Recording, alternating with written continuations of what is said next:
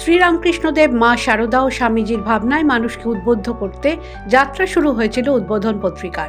স্বামীজির অনুপ্রেরণায় 1899 সালে 14 জানুয়ারি উদ্বোধন পত্রিকাটি প্রথম প্রকাশিত হয়। সময়ের দাবিতে ধীরে ধীরে প্রকাশনা সংস্থার রূপ নেয় উদ্বোধন। প্রতি বছর নানা ধরনের বই প্রকাশিত হচ্ছে এই প্রকাশনা সংস্থা থেকে। পাশাপাশি চলছে আরও নানা ধরনের কাজ।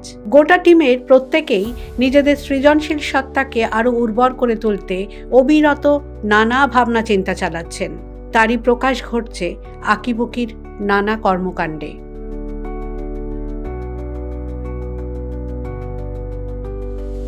আমরা বইয়ের পাশাপাশি কিন্তু অন্য যে প্রিন্ট মিডিয়ামগুলো রয়েছে সেগুলোকেও এক্সপ্লোর করার চেষ্টা করছি, ইনক্লুডিং ডিজিটাল মিডিয়া। তো সেই জন্য আমাদের যে ডিজাইন টিম রয়েছে, এমনকি মহারাজরা রয়েছেন, তারা সবসময় চেষ্টা করেন যে কাজের ফাঁকে কিছু এমন কাজ করা যেটা তাদের কাজের উৎসাহ আরও বাড়াবে এবং কোনো সৃজনশীল কাজে তারা যুক্ত থাকতে পারবে। তো আমরা সেই জন্য একটি মাত্র কয়েক বছরও হয়নি, 1 বছর আগেই আমরা আঁকিবুকি বলে একটি প্রচেষ্টা শুরু করেছি। এই আঁকিবুকি কিন্তু আসলে শুরু হওয়ার কথা ছিল না, এটা অ্যাক্সিডেন্টালি শুরু হয়েছে বলা যেতে পারে। আমরা চায়ের ফাঁকে, কফির ফাঁকে আমরা বসে বসে আমাদের শিল্পীরা কিছু কিছু কাজ করেছেন। সেই কাজগুলোই আমরা পরবর্তীকালে দেখেছি কিভাবে আমরা কিসের আঙিনায় ধরতে পারি যাতে সেটা মানুষের কাছে পৌঁছে দেওয়া যায়। যেমন আপনারা দেখছেন যে এটি ছন্দক করেছে মায়ের ছবি, কিন্তু লিনোকাট মাধ্যমে।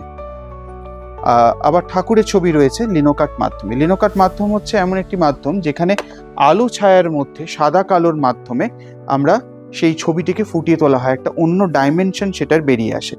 তো এই লিনোকাট কিন্তু যারা পারেন আবার যারা পারেন না, সেই সীমারেখা ভুলে গিয়ে মানুষ সেই কাজে মেতে উঠেছেন এবং সেখান থেকে অদ্ভুত অদ্ভুত কিছু সৃষ্টি বেরিয়ে এসেছে। এছাড়াও ডিজিটাল মাধ্যমেও কিছু তো আঁকিবুকি করা হয়েই থাকে। আমাদের যারা ডিজিটাল আর্টিস্ট রয়েছেন তারাও যে সমস্ত কাজগুলো করছেন, যে সমস্ত আইডিয়াস, যে সমস্ত স্বামীজির কথা নিয়ে আমরা এগিয়ে চলেছি, সেগুলোকে আমরা এমনভাবে ধরার চেষ্টা করছি যাতে মানুষ তাদের পরিসরে সেটিকে পেতে পারে। কাজ যখন শুরু হলো তারপর থেকেই ঘটলো ভাবনার বিস্তার। শুধু বইয়ের মাধ্যমেই নয়, আরও নানা মাধ্যমে যে মানুষের মধ্যে শ্রীরামকৃষ্ণদেব, মা শারদা ও স্বামীজির চেতনা ছড়িয়ে দেওয়া যায়, সেই সত্যি সামনে এলো।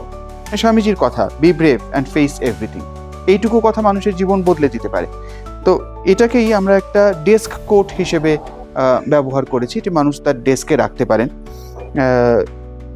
নোটবুক, কিছু সেরিগ্রাফি মিডিয়ামটাকে এক্সপ্লোর করা, মায়ের সই এবং তার মায়ের ভাবকে ধরার জন্য এই নোটবুকটা আমরা করেছি। এটি মূলত নোটবুক, কিন্তু এটা যেন একটু মায়ের ছোঁয়া রয়েছে। এইভাবে ম্যাগনেটিক বুকমার্ক, মায়ের কথা দিয়ে, যেমন ঠাকুরের মাঝে গুরু ইষ্ট সব পাবে উনি সব, মায়ের ছোট্ট একটি কথা, কিন্তু এই কথাটা যাতে আমাদের সঙ্গে সবসময় থাকে সেটার জন্য কোনো মাধ্যম খুঁজে নেওয়া দরকার। ম্যাগনেটিক বুকমার্ক মানুষ ব্যবহার করেনি, সেখানে যদি মায়ের কথা আসে তাহলে সেটা মায়ের অনুধ্যানের একটি বিষয়বস্তু হয়ে দাঁড়ায়। তো সেইভাবে আমরা ম্যাগনেটিক বুকমার্ক, এমনকি ব্যাজ, যেটা কম বয়সী ছেলেমেয়েরা ব্যবহার করতে পারে, যে কেউ ব্যবহার করতে পারে, তারা অনেক সময় ব্যবহার করে থাকে, সেই জন্য তাদের নাম করা। সহ্যের সমান গুণ নেই, এই একটি কথা আমাদের জীবনের মোড় ঘুরিয়ে দিতে পারে, আমাদের শান্তি ফিরিয়ে আনতে পারে। তো সেই কথাটিকে যদি আমরা ছড়িয়ে দিতে পারি মানুষের মধ্যে, সেটিকে প্রসারিত করতে পারি এবং নিজের মধ্যে সেই আলো সঞ্চারিত করতে পারি, তাহলে তার থেকে আনন্দদায়ক আর কিছু হয় না। সদ্য সমাপ্ত বইমেলাতেও উদ্বোধনের স্টলে এসে বহু মানুষ কিনে নিয়ে গেছেন এই সমস্ত সামগ্রী। সৌম্যদীপ সেনের রিপোর্ট, দ্য ওয়াল।